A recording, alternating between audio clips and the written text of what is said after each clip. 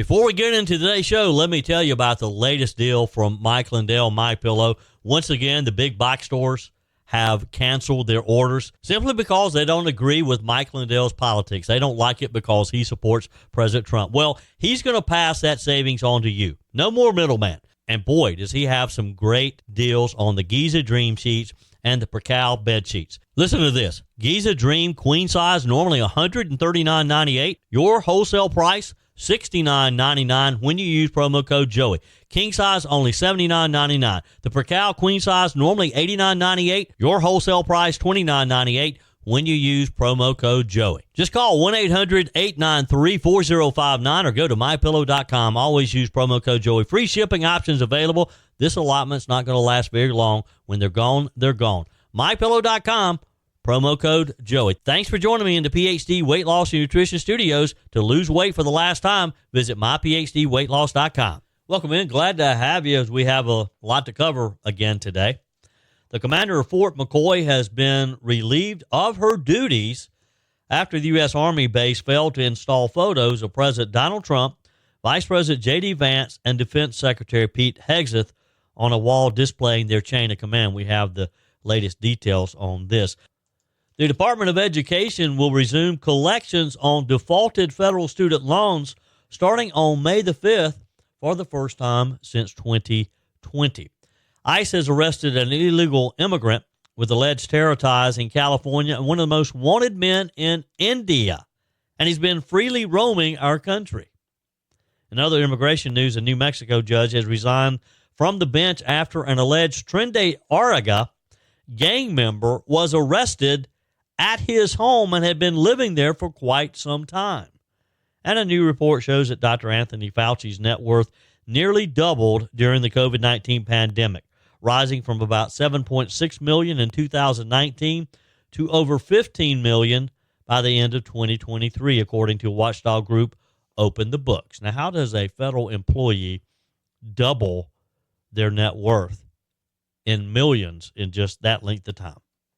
I told you we'd be back. And ye shall know the truth, and the truth shall make you free. It's Joey Hudson. I wanted to name it the Joey Hudson bill, but you know they don't allow you to put names on bills. But I wanted to call it the Joey Hudson bill because I know that one's been near and dear to you for a number of years. That's how it's done. Let your voice be heard. And the truth shall set you free. Here's Joey Hudson. The commander of Fort McCoy has been relieved of her duties after she failed to install photos of President Donald Trump, Vice President J.D. Vance, and Defense Secretary Pete Hegseth. Colonel Sheila Baez Ramirez was suspended as garrison commander of Fort McCoy in Wisconsin. In a statement, the U.S. Army Reserve Command said, this suspension is not related to any misconduct. We have no further details to provide at this time while this matter is under review. Now, Hegseth on Sunday reposted an X post claiming, quote, Commander of Fort McCoy, whose base chain of command board was missing photos of Trump, Vance, and Hegseth, has been suspended, in all caps. It came after the Defense Department announced a probe into why a wall displaying the chain of command had empty frames on the wall where Trump, Vance, and Hegseth images would typically be displayed. A new image they posted of the wall showed the frames had now been filled. In a follow-up post on X, they said, regarding the Fort McCoy chain of command wall controversy, we fixed it. Also, an investigation has begun to figure out exactly what happened as the frames are now filled with those photos. Ramirez assumed the garrison command in July of last year. Previously, she had served as chief of the Reserve Program, United States Army Intelligence, and Security Command at Fort Belvoir, Virginia, and in other roles throughout the Army and Army Reserves. The move came after a series of leadership shakeups across U.S. military.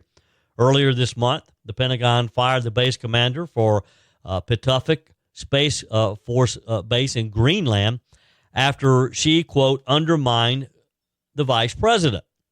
After the vice president's visit, Colonel Susanna Myers emailed base personnel, this was on March 31st, writing, I do not presume to understand current politics, But what I do know is the concerns of the U.S. administration discussed by Vice President Vance on Friday are not reflective of Patufic Space Base.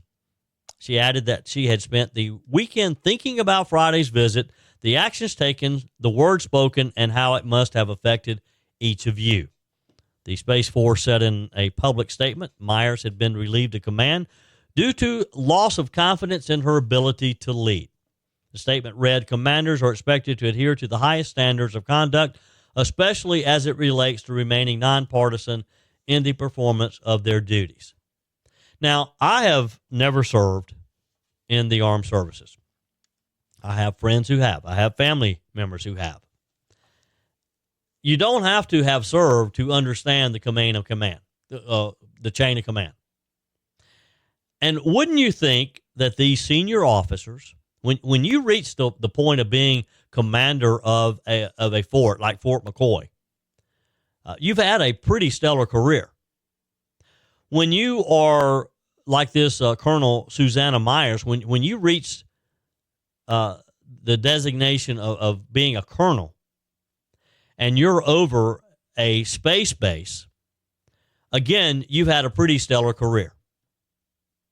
Why would you blow it on official headshots of the president, the vice president, and the Secretary of Defense?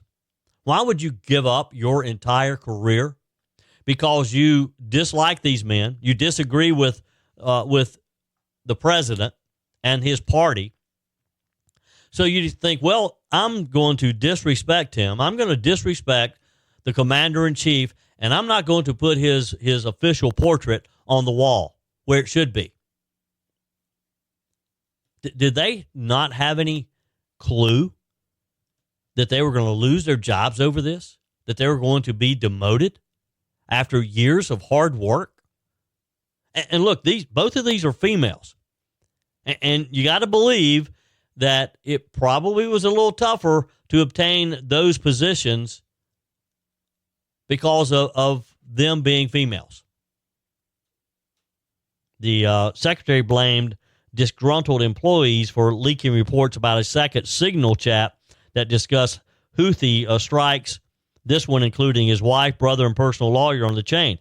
Hegseth fired 4 former aides after infighting and a leak investigation came to a head late last week. Again, you got people in the Pentagon who are not loyal to the Secretary of Defense. How do they think they're going to get away with this? Because the U.S. military, the chain of command is an important part of their service. I don't get it. Why throw your career away? Why would you jeopardize your lifetime's work because you disagree with the political party who is leading our country right now? Because you disagree with your commander-in-chief. I hope they think it was worth it. I hope it was worth losing all that they had worked for. Do you have your real ID yet? Because starting May the 7th, you're going to have it to board a domestic flight. This marks the long-awaited enforcement of a law that was passed nearly 2 decades ago. Homeland Security Secretary Kristi Noem confirmed that the deadline will hold firm as part of the Trump administration's broader national security agenda. Real ID will also be required to access federal buildings and nuclear facilities. So what is the Real ID? It was passed by Congress in 2005, signed into law by George W. Bush. The Real ID sets stricter standards for state-issued identification following the 9/11 terrorist attacks. The goal was to prevent identity fraud and tighten security at key checkpoints, especially airports. But implementation has been slow and been a very controversial process. Now, keep in mind, this was passed right after 9/11 when we were trying to tighten up security around airports. There's been state-level resistance over privacy and the cost of redoing IDs. The ACLU, of course, they're critical of everything. They've been critical, labeling the program as invasive and a step towards mass surveillance.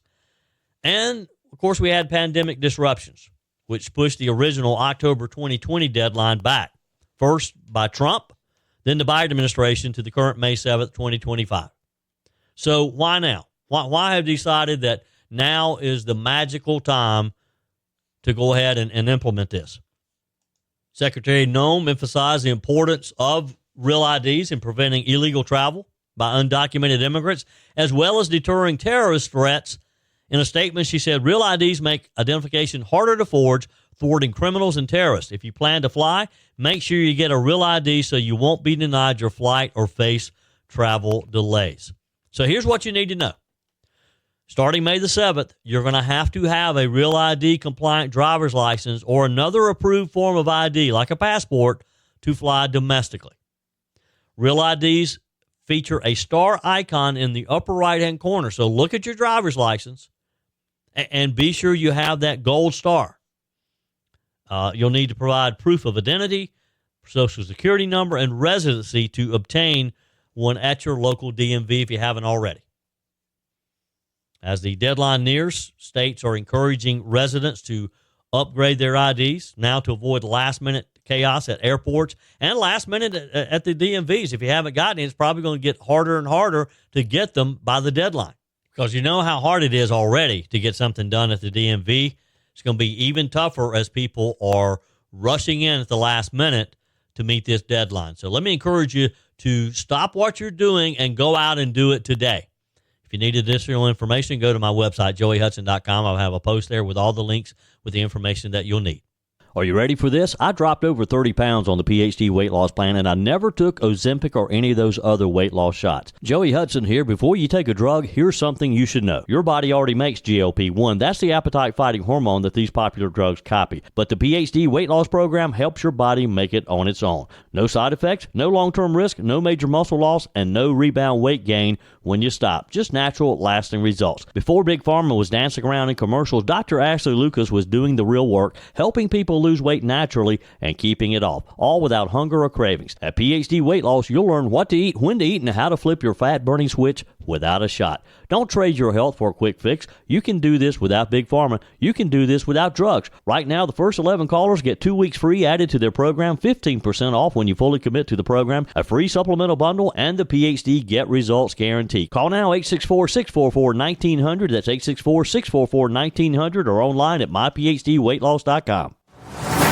A New Mexico judge has resigned from his job on the bench after an alleged Tren de Aragua gang member was arrested at his home.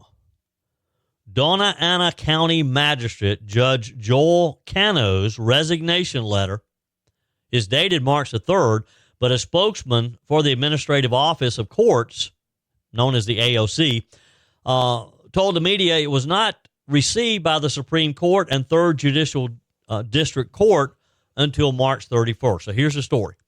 Back in January, Homeland Security investigations, Las Cruces, began looking into Venezuelan native Christian Ortega Lopez, an illegal alien from Venezuela and a suspected member of a criminal gang who was residing with other illegal aliens and in possession of firearms. This according to court documents that were released to the media. On February the 28th, 2 search warrants were executed at a home investigators identified as a home being owned by Judge Cano's wife, Nancy Cano. Ortega Lopez and his roommates were taken into custody. Agents seized 4 firearms from April Cano's residence. April Cano is the daughter of Nancy and Joel, the judge, according to court documents. Ortega Lopez was found by investigators posing with weapons in social media posts, some of which he said were owned by April Cano, again, the judge's daughter, who allowed him to hold and sometimes shoot various firearms. You following this? All these names is a little bit confusing, isn't it? Ortega Lopez admitted to illegally entering the U.S. from Mexico in December of 2023. Again, this is according to court documents. He allegedly told investigators that he was living in an El Paso apartment with 5 others when he met Nancy Cano to install a glass door for her. According to the statement and the court documents, he continued to do a few jobs for Nancy Cano, and after being evicted from the apartment in April of 2024, Nancy Cano offered her casito in the back of the residence she shared with her husband, the judge, Joel Cano. The suspect made his appearance in a Las Cruces court on March the 3rd. During a detention hearing on March the 14th, U.S. Magistrate Judge Damian Martinez asked Assistant United States Attorney Mario Armajo if she knew who Judge Cano was. When Armajo said she did not, Judge Martinez said he had met him outside the courtroom several times, added, "I don't think he would just let anybody live in his property." So some influence being pushed here, little arm twisting, if you will. Martinez ruled that Ortigo Lopez was not a flight risk or danger to the community based on the fact that he was living at the judge's house and ordered him to be released. On April the 8th, a motion was filed by an assistant U.S. attorney to reconsider Ortigo Lopez's pretrial release order. Records from Donna Ana County Assessor's Office say that the home Ortigo Lopez was arrested at is owned by both Nancy and Jose Cano, who goes by Joel, the judge. Cano's resignation letter stated his last day on the job was March the 21st. He said, "All the best to everyone. I wish all of you a happy retirement once you're ready yourself." I'm not sure he was ready for retirement, but he tried to avoid the embarrassment. This is what is wrong with so much of our country. You've got judges like this guy who was letting an illegal live in his backyard, live in his guest house, and thought it was okay. It's okay because he's doing work there, I guess, doing work for his wife, doing, for his daughter. Wow. He should not have been allowed to resign. He should have been impeached, removed from office. Because I guess since he resigned, he probably gets some type of fat pension. If he had been impeached, he wouldn't be able to continue living off of the of taxpayer dollars. While we're talking about illegal immigration, listen to this story. An Indian citizen who is one of the most wanted fugitives in India, in his home country of India, for his alleged connections with terrorist activities, including planning more than a dozen grenade attacks on police officials. He's been arrested by immigration officials for being in the U.S. illegally. Harpreet Singh is his name. Harpreet Singh. He was taken into custody by ICE agents last week. Singh entered the U.S. illegally on January 27th in 2022 in Arizona. He was arrested by a U.S. Border Patrol agent from Tucson sector, placed in removal proceedings, and then released into our country to roam freely.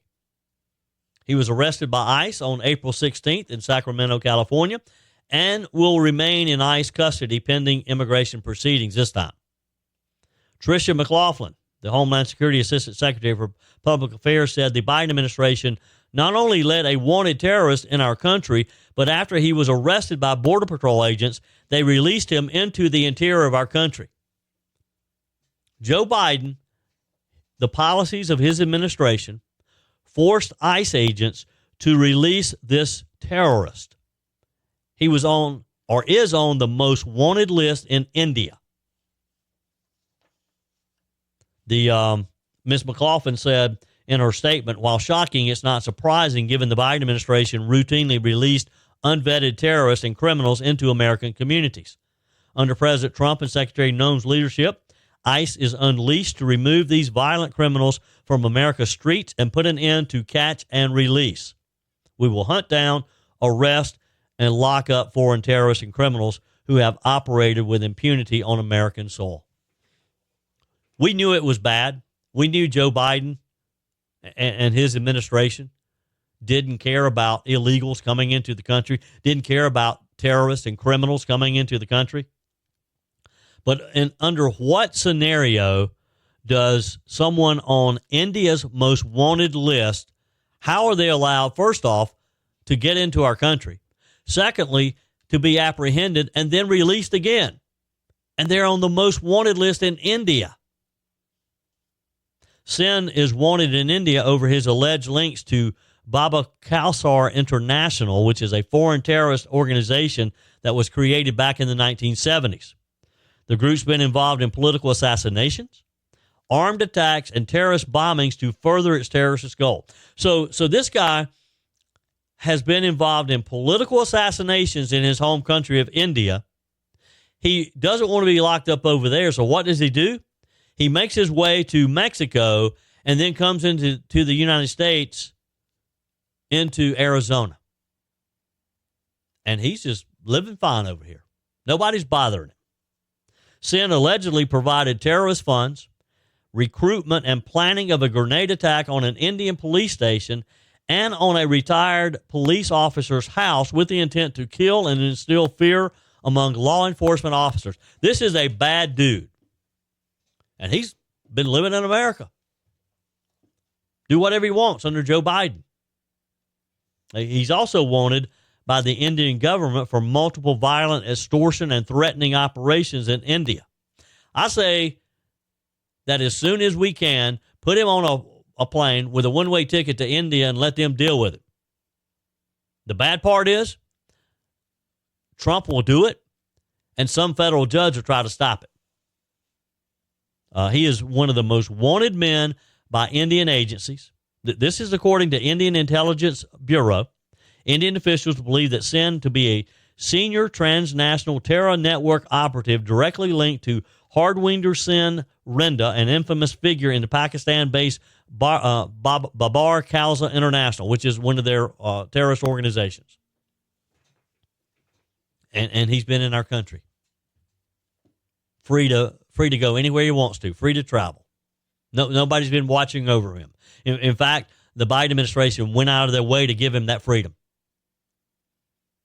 But again, what do you want to bet that as soon as President Trump tries to put him on a plane out of our country back to India, that the ACLU or one of these radical groups will try to prevent it?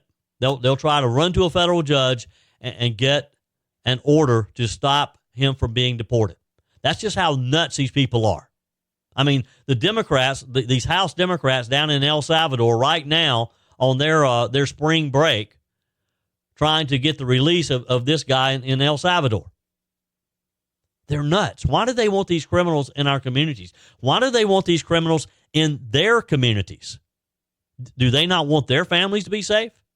Help me understand this. Text me, email me, joey@joeyhudson.com. Your comments are welcome on the Furman Ford text line, 864-477-JOEY. That's 864-477-5639. Emails always welcome, joey@joeyhudson.com. Speaking of the Furman Ford text line, it's never been more important to support locally run businesses owned by people who actually live here in the upstate. Let me take a minute to talk with you about our friends at Furman Ford. If you're looking for a new vehicle, maybe a great pre-owned vehicle, one you can trust, or maybe you're looking to order that special vehicle. Either way, if you want a new one, a brand new one, or a pre-owned that you can trust, the folks at Furman Ford, they're there to help you. Their name is on the sign because their name is on the line, because every single transaction is important to them. Jim Furman, Matthew Furman. They do business the right way. When you stop by, when you give them a call, or maybe when you just send them a quick email, you're always going to have access to a member of the Furman Ford family. And by the way, they also offer great service, and you're not going to have to wait weeks and weeks to get it done. And you do not have had to purchase your vehicle at Furman Ford. Doesn't even have to be a Ford. They service all makes and models. Visit my friends at Furman Ford online at furmanford.com, furmanford.com. For years now, I've never understood how people who borrow money and think they don't have to pay it back. And that's a situation when it comes to student loans. Now, I don't have student loans. I've never had student loans. My mom and dad, I'm so blessed because they worked hard and they paid for my education. Never borrowed any money on any of it. And we weren't wealthy people. So when we have all of these outstanding student loans and these young people primarily who think that, well, I shouldn't have to pay it back. I went to school, got my education, but I shouldn't have to pay it back. It just drives me insane. And COVID was the beginning of it. Well, there's a rude awakening about to happen in just a few days, in just a few weeks, because starting in May, for the first time since 2020, 5 years, the Department of Education is going to resume collections on defaulted federal student loans. Now, the Trump administration paused referring federal student loans to collections in March of 2020 at the very beginning of COVID-19.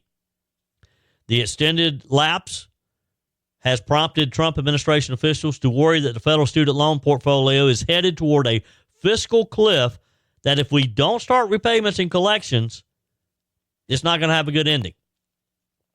The senior department official told reporters at a news conference yesterday, the result has been that the federal government student loan portfolio has continued to grow, and we've got a record number of borrowers that are at risk of or in delinquency and default. The official said that only 40% of borrowers are up to speed on their loan repayments, while the remaining 60% are behind. There's no business that could survive like this. Only the federal government would allow something like this to happen. Altogether, the official said that there are 4 million borrowers who are in the late stage delinquency stage on payments, meaning that they are between 91 days and 180 days late on payments. The senior department official said the Trump administration, the current administration, believes that American taxpayers can no longer serve as collateral for student loans. Student loan debt must be paid back. Thank you. Thank you for finally recognizing that. Because no, I do not want to pay for somebody else's student loan. I don't want my federal tax dollars to be used for that. If you borrowed the money and you went to school and you got your degree, have the responsibility to pay it back. Don't expect me and other taxpayers who've never participated in these programs to pay your debts. The official said that the agency would roll out a communications plan to let borrowers know their status and encourage them to enroll in auto debit to drive down the number of delinquent borrowers. Now, why do they need to communicate with them about their status? These people know their status. They know they haven't been paying it. They know they're behind. Guess what? This is going to take effect May the 5th, when the Department of Education is going to partner with the Treasury Offset Program to start collecting overdue payments. So get ready. You know who you are.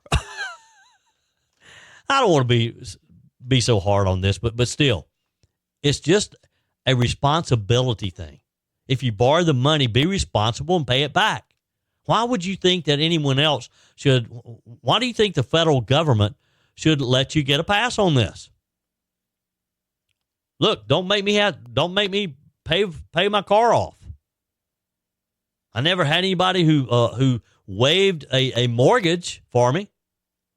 It just doesn't make sense. It's not we're not teaching these young people the right thing here. We're not teaching them anything by allowing them not to take the responsibility to pay back what they borrowed. The Department of Education says that they're preparing to join with lawmakers on efforts to reform higher education and the student loan repayment system in place. In their statement, they said, going forward, we totally believe that Congress has a role to play in fixing the higher education system that puts students in a position where they can afford their loan payments. So we're looking forward to working with Congress on their efforts to streamline loan repayment as well as lowering college costs. Now, we get into this whole debate about, well, college expenses are too high. It costs too much to go to college. I get that. It probably does. But if it's too expensive, if you can't afford it, don't go. Go to technical school. Learn a trade. Probably going to make more money anyway. Don't borrow a bunch of money to go for 4 years of a good time. Bipartisan legislation, we're told, is under works.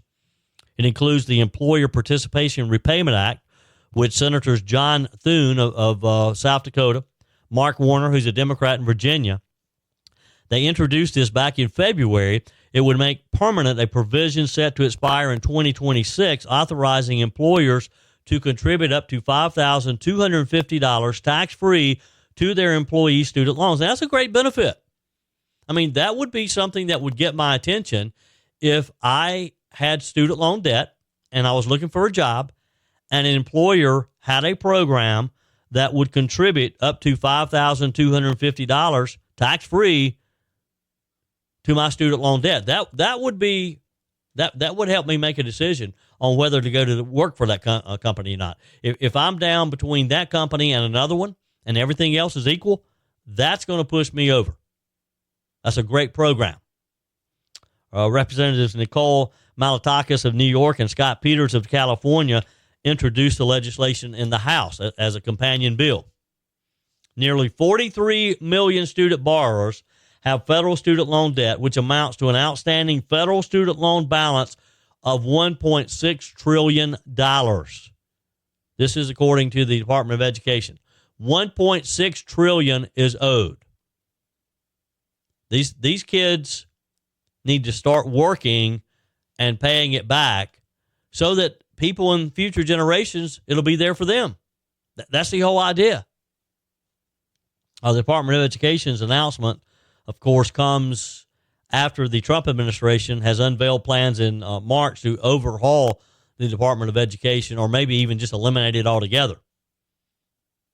This is aligning with campaign promises by President Trump to eliminate the federal government's influence over education, to stop the abuse of your taxpayer dollars to indoctrinate America's youth. Even so, President Trump announced that functions of the department overseeing Pell Grants, student loans, and others that provide services for those with special needs would continue at other agencies. So just shift the duties to another agency, someone who can do it more streamlined, be more efficient. I mean, am I off base here? I'd love to hear from you. Text me. Email me, joey@joeyhudson.com. Leave me a message on the MyPillow message line, 864-477-JOEY, 864-477-5639. When you go to MyPillow.com, always use promo code Joey to get the very best deal on all the MyPillow products, whether it's the great towels that I love or the Giza Dream Sheets. Have you heard about the deal that Mike Lindell has for you? By the way, I'm headed out next Monday with Mike Gallagher. We'll be doing the Mike show from the MyPillow factory next Monday. So be sure and listen into the Mike Gallagher show, as we're going to be with Mike Lindell and just kind of talking with some of the great Americans who work for this patriotic company.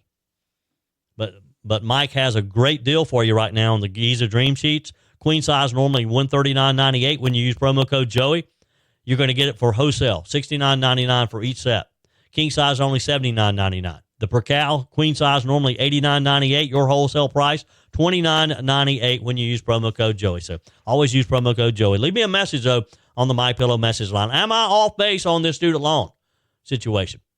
Am I being too hard on these people insisting that they repay their student loans? Let me know. Joining us on our guest line, Chairman of the South Carolina Republican Party, Drew McKissick. Welcome. How are you? I'm doing well this morning. How are you? I am wonderful. Wonderful. Had a great Easter weekend, and so settling back in for another week of work. Of course, things started out this week with news that Pope Francis had passed away. Yeah. Saw that. Now you're going to have.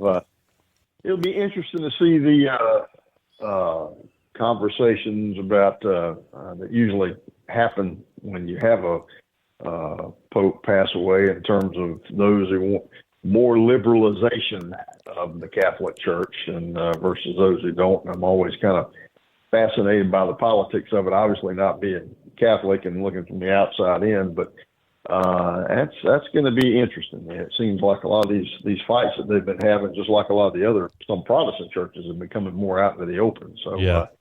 we'll watch and see what happens. Yep. Some news is passed last week. What do you think about President Trump appointing Governor McMaster to serve on the Homeland Security Advisory Council? Well, you got a governor who has had an awful lot of experience beginning with in law enforcement. Governor McMaster was a U.S. attorney for Ronald Reagan, if you remember, back in the 80s. I do, yeah. And had a fantastic career as a U.S. prosecutor here in South Carolina. So, not surprising at all, not to mention the fact that President Trump obviously looks to bring people who he knows that he can count on. And I think it's safe to say he can count on Governor McMaster. I think the governor was actually the first statewide elected official that endorsed Donald Trump, if I remember right, back in 2015. So he's got the street cred with the president, no doubt about it. Yeah. Now, this is, as the title suggests, it's an advisory council. I don't think this is like a full-time position or anything like that, but there's already speculation that Governor McMaster may step aside in order to dedicate all of his time to this. I would think that is just speculation, right? Yeah. I have not heard that anything will be changing here in the state in terms of his status here. And I think, that's something that he would like to do, obviously, to help the president. But I think one thing's for sure. There's nobody in South Carolina who loves South Carolina more and enjoys being governor more than Governor McMaster, and I don't think he wants to give that up. Thoroughly enjoys the job and working on behalf of the people of South Carolina. I expect him to finish his term. Yeah, I would too as well. I was reading an article. People just love to complain about anything that President Trump does. He made it official. English is the official language of the U.S. now, and I thought it was just so amazing how the media runs out to the man on the street to find out what their reaction is, and so many people, oh, gosh, that's just horrible. That's what's horrible. What kind of message does that send to people? Well, it lets them know English is our official language. That's the point, was to send a message. Yes. How many decades now have we been having this conversation? I can remember from at least back in the 80s, just casually paying attention to politics, in high school and then a little more so in college, when we're having conversations about this, much less, after, I guess you could say that we've been subject to, by all other accounts, I don't know how you would describe it, but an invasion of people into the country illegally. And, the need to actually define, at least in terms of how we carry out civic concourse and government, and that, hey, if you're going to come here, you have to accommodate us. We don't have to accommodate you. If you come here, especially if you're here legally, you're being given a privilege. And part of that privilege is that, you need to immerse yourself into this culture, this society, and part of that includes language. It's not complicated, but, you have people who, for political purposes, will try to make that complicated and try to make that about somebody being a victim, which, we know is all a bunch of hokum, but politics is what it is. Yep, that is for sure. It is interesting at times is what it is. All right, so the conventions are now all in, all done. We're moving forward to the state convention. Yeah. Do you have any idea yet as far as numbers of people who attended? Was the turnout what you expected? No, I haven't seen the full total around the state, but I would expect by the time it's all added up, it would be either right at or a little lower than it was 2 years ago, considering we're coming off of, let's put it this way, it passed as prologue anyway. Yep. When you're coming off of a successful presidential election, you've got some people who just think, well, okay, my job's done now. And that's natural. I get that, because they feel like, okay, we got the guy in. We don't have to do anything else for a while now. The election's over. And of course, we have these meetings essentially 18 months prior to the next election. Our job is to get ready for the next election. And so, getting people in a mindset that you have to get ready for the next election 2 months or so after you just got done with the last one is sometimes a little difficult, especially when you've just won. So, we spend a lot of time coming back trying to educate people on the fact that, we don't need to get comfortable. That's the last thing that Republicans here in South Carolina ever need to do is get comfortable, because that's how you end up opening the door to the other party coming back in. The two biggest dangers that we face as a party is, number one, apathy, on behalf of ourselves or the people who think like us, who may be sitting next to us at church or standing next to us at work. And the second one is division. Tim Scott, I think, rightly put it one day that, division is the pathway to a Democrat majority, division among Republicans. And so, our job is to be, one, engaged, get other people engaged, and two, stay united. And we do that when we do that. We've seen victories all across the state at a record pace. I mean, beating anything for the last 150 years. But success always tends to breed comfort. Well, we won, or well, we're always going to win. Now, we win because people did a lot of hard work and have done and continue to do a lot of hard work, and that's what we have to be mindful of. Yep. So the state convention is May the 3rd in Columbia. Yeah. And now only delegates can attend. Is that correct? And alternates. Delegates and alternates. Yes. So yes. Yes, delegates and alternates. And it'll be a little over, let's see, we have 943 delegates. I don't know how many alternates actually got elected, but say figure 500 or 600, something like that. So, normally we expect to see about 1,300 plus people for the average state convention. Yep. And we're looking forward to it. Yep. And by the way, we'll be having training going on as well. I mean, you talk about getting ready for the next election. That's one of the things we're doing here the day before. We've got the Leadership Institute coming down to do training all Friday afternoon. So a lot of delegates are coming into town early to avail themselves of that. Training for campaigns, candidates, volunteers, training on fundraising and some other things. So about 3 or 4 different subjects that we've got laid out. So we're looking forward to that. Yep. Yep. Drew McKissick, chairman of the South Carolina Republican Party. Always a pleasure. Have a great week. We'll catch up again next week. Yes, sir. Y'all have a great one now. Take care.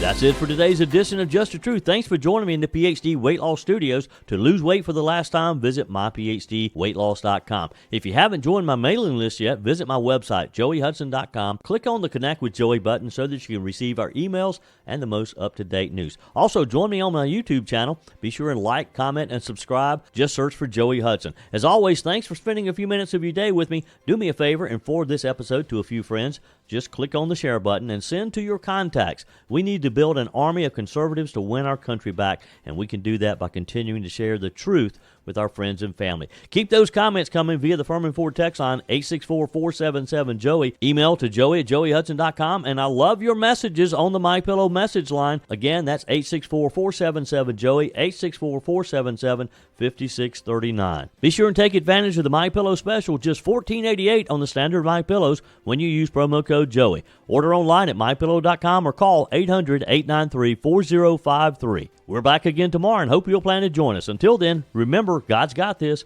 He's still in control.